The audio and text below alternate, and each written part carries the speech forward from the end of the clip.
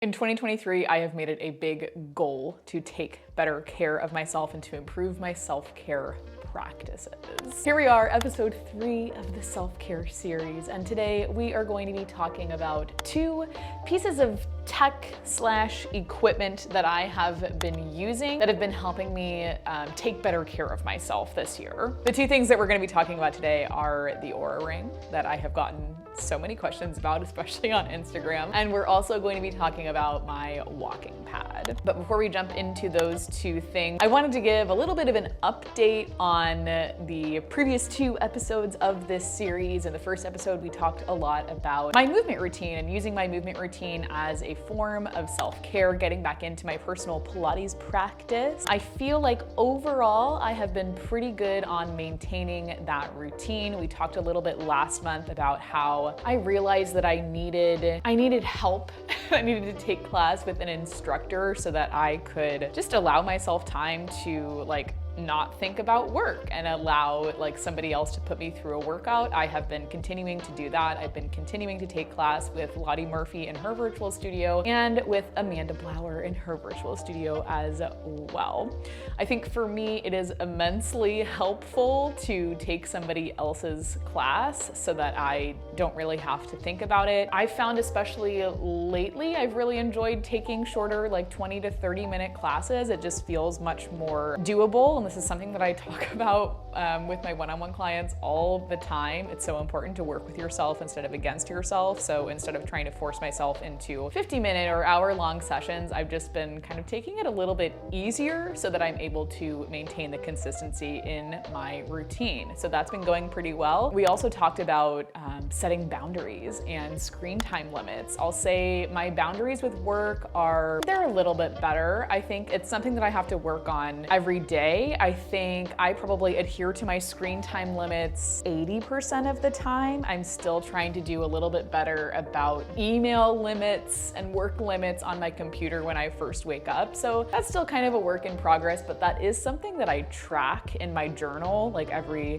every day. If I successfully don't touch my phone from 8 p.m. to 8 a.m., I mark it on my tracker. I'd say probably about 80% of the time I am able to do that. And that feels pretty good to me. I'm still consistently working on boundaries. I think what helps me most is kind of putting my phone away at the end of my workday, not responding to DMs, not responding to comments really past 5 or 6 p.m. I think that has really helped me to feel like my time is my own. I'm feeling good on those 2 fronts. Let's jump into the first piece of technology that we're going to be talking about, the OURA Ring. Now, I'm sure you have probably seen the OURA Ring all over social media. I think a ton of big influencers wear OURA rings. I feel like everywhere I turned, I was seeing the OURA Ring. Now, the OURA Ring is a sleep and activity tracker. It really markets itself as a sleep tracker. The big reason that I was drawn to the OURA Ring was for the activity tracking purposes. Up until about the beginning of last year, I had been using an Apple Watch as my activity tracker and really just as a way to keep track of time. At the studio that I used to teach at in person, it was a time-based class, so I needed a watch to be able to keep class moving at the pace that I needed to. But I actually stopped actively tracking my activity on my Apple Watch probably towards the end of 2020, just because I found that it was not really conducive to my mental health. It was kind of making me feel bad because I wasn't hitting my goals. I think having the activity reminders on my watch made me feel bad. Being able to see if I was closing my rings, that it just, I don't know, it was having a negative effect on my mental health. So I stopped actively tracking my activity on my Apple Watch. I had turned off all of the notifications on my Apple Watch because I hated just looking down and having it be stand up, you're only 100 calories away from your activity goal.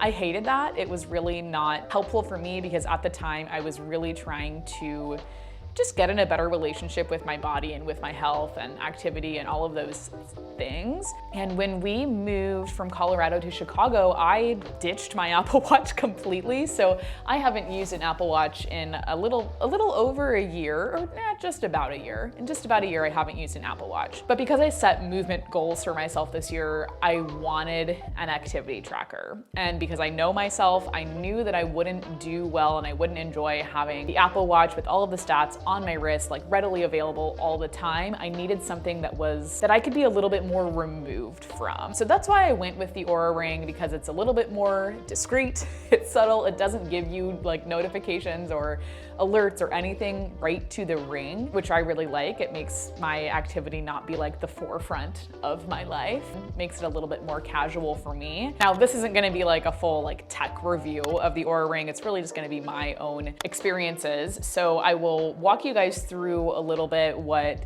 the OURA Ring app looks like. The OURA Ring gives you 3 scores every single day. It's your readiness score, so like how ready are you to take on the day. It gives you suggestions for like what activities or like what type of activities you should do throughout the day based on your recovery from your sleep. So it gives you a readiness score every day, gives you a sleep score every day, and then it also gives you an activity score based off of you like hitting metrics. The one that I really look at most closely is my readiness score. I don't know, I find it kind of interesting. I've never had these stats to look at before, so I just think it's kind of interesting. I have never had an issue sleeping, so the sleep score for me is always pretty good, which is, I don't know, it's interesting. I like being able to look at the stats, but I think with any activity tracker, it's most important like what you do with the information that it's giving you. For me, it's most important that I have a way to see trends in my activity and to be able to mark down that, yes, I did my workout today and things like that. I don't really go too deep into the stats, but I like the way that the OURA Ring presents the data to me. So for me, pros are like the aesthetic of the ring and like how discreet it is that it's an activity tracker. It's really comfortable to wear. It is not super heavy. It's very lightweight. I think other pros, it gives you good data. I feel like it is probably a little bit more accurate in terms of tracking steps and tracking movement because it's on your finger. So you, I don't know, probably tracks this as steps.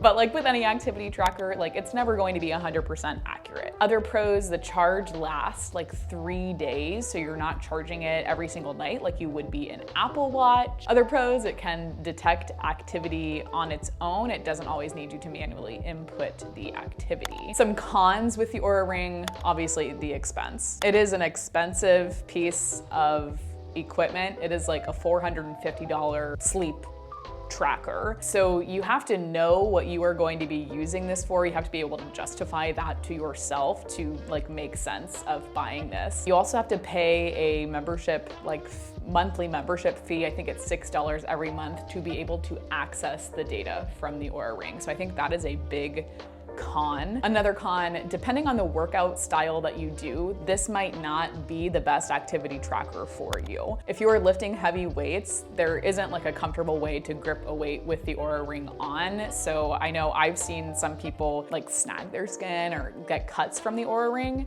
So I wouldn't really suggest it if you are like huge into weightlifting or doing any like barbell movements or anything like that. For what I do with Pilates and like the light weights that I use, the walking that I do, it's great for that, but I can't really vouch for any other activity that it is good for. I get a lot of questions like if OURA Ring is worth it, and I would say it depends on what your goals are, what you want to use it for, why you want an OURA Ring in the first place. For me, I wanted a way to be able to track my activity that wasn't going to make me feel like I was a slave to an activity tracker. So I really like it for that reason. If you want an activity tracker to be able to like track the metrics that like an Apple Watch can track, like your calorie burn, your number of steps, just like activity throughout the day, this is not gonna be the most robust thing. It's really not an activity tracker, it is a sleep tracker. The next thing I wanted to talk about in this video is my walking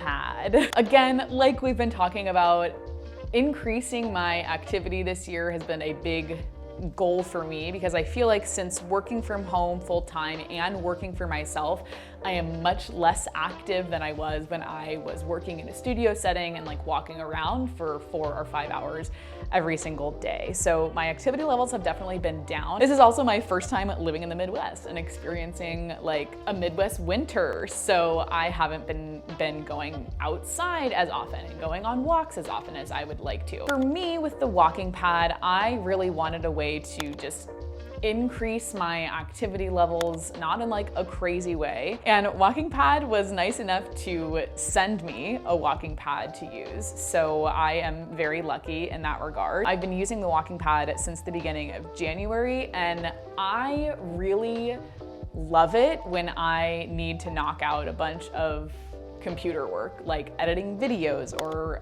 working with my one-on-one clients or just typing out captions. Like anything that I have to do on the computer, I love being able to just jump on the walking pad and do it all there. I think for me, being able to walk and do computer work at the same time keeps me a little bit more focused. I think I talked about this a little bit in the February vlog. I have a hard time focusing, especially when I have to do computer work like editing and like responding to emails, responding to one-on-one clients. I have a hard time staying focused and staying on task. So the walking pad has really helped me with that. It's definitely gotten my overall activity up, but I will be completely honest with you, I'm not walking more than like 3 miles maybe in a day with the walking pad. I know, and I'm sure you guys have seen these TikToks too of people with walking pads. Some people are walking like 10 miles a day. I don't do that. The speed that I walk on the walking pad is pretty slow so that I'm able to like type and do editing, because for editing, like I cannot be walking super fast or else I can't get like the fine tuning of editing done. So I walk at about a 1.5 to 1.75 pace on my walking pad. That works really well for me. Pros of the walking pad. Obviously for me, a big pro is just like increased productivity and increased focus and increased activity levels. Those are big pros for me. A couple of cons, I think, with the walking pad. Some of them are pretty expensive. I know the one that I have, again, I was sent my walking pad, but the one I have, I believe it's about $600. So it's an investment for sure. Both of these pieces that we're talking about are big investment pieces. So it is really a decision you should sit with for a while and make sure it's going to be a good decision for you, a good financial decision, but also you want to make sure it is going to be something that you'll actually use. So big thing is the cost for sure. You have to have enough space for it. I have mine in my office and it fits nicely in there, but I'm spoiled. I have a lot of room. I really enjoy my walking pad. I would give it like a 10 out of 10. It has helped me to get closer to reaching my goals. It's helped me to be able to do what I want to do. And I really like that about it. I'm going to leave the links down below in the description for the OURA Ring and for the walking pad that I have if you are interested in either of those.